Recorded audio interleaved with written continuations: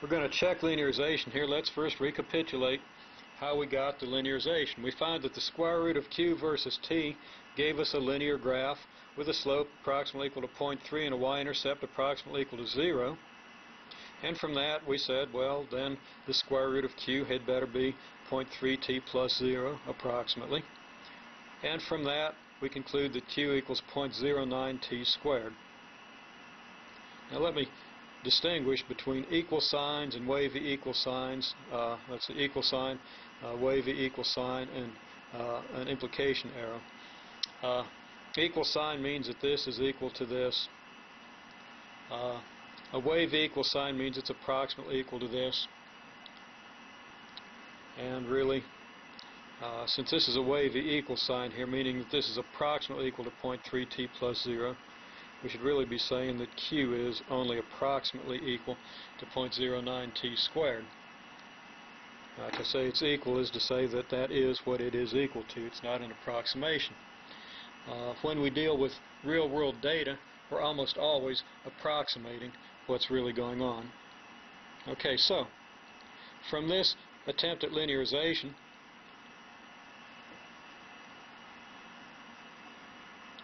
we make a table. We have t and q, our original data here, and then we make a column for 0.09t squared, which is our the result of our linearization process. Okay, we linearize to get this function, and then we solve the linear function for q to get a function that's no longer linear.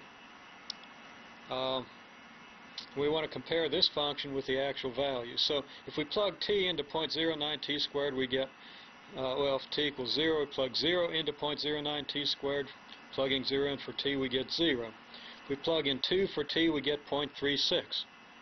Plug in 4 for t, we get 1.44. You can check those numbers. I won't even swear to these last couple of numbers. I did them in my head, and it's always fun to check and see when I make mistakes. So you can check them yourself, but they're pretty close to the numbers that I've written here. Now we see that what we've got is good agreement between these numbers and these. Pretty good, at least not bad. But it's not spectacular. And we're off by maybe 10% by the time we get out here. And as I say, that's not terrible, but it could be better. We would hope for better. So we say the agreement isn't bad, it isn't great either.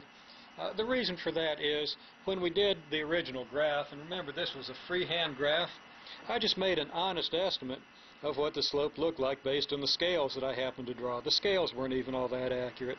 I came up with a slope of 0.3. Had I done a very accurate graph of the data, I would have come out a lot closer to something like 0.32 or even 0.315. And what I got would have given me something very close to q equals 0.1t squared. Okay? Now, 0.1t squared agrees better with the data. As a matter of fact, if this had been 0.1t squared, these numbers would have exactly matched these because it happened to be 0.1t squared that I used to get this data.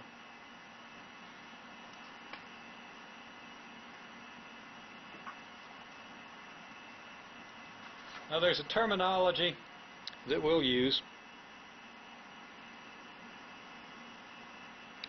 The terminology of linear relationship and direct proportionality.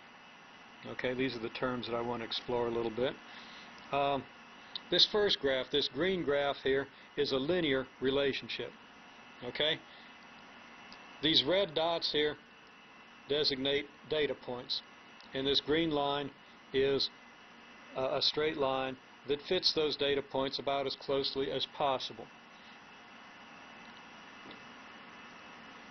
And by as closely as possible, I mean on the average, this line comes as close to the points as possible.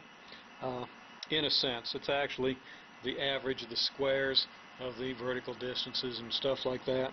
But we don't need to worry about that right now. That's not important at this point in the course.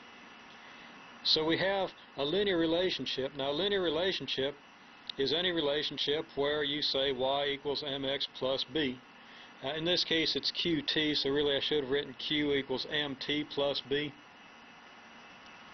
But you're familiar with the y equals mx plus b terminology, and I'll simply note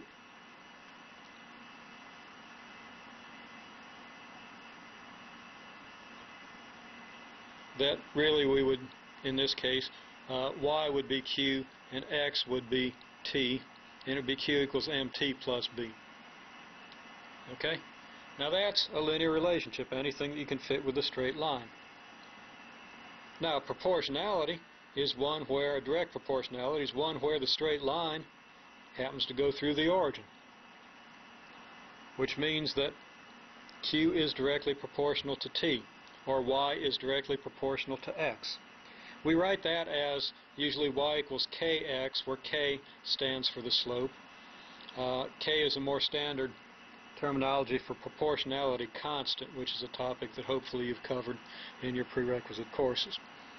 Okay, so we say we have a direct proportionality when the y-intercept is 0. In that case, the function is y equals kx, where k is the slope.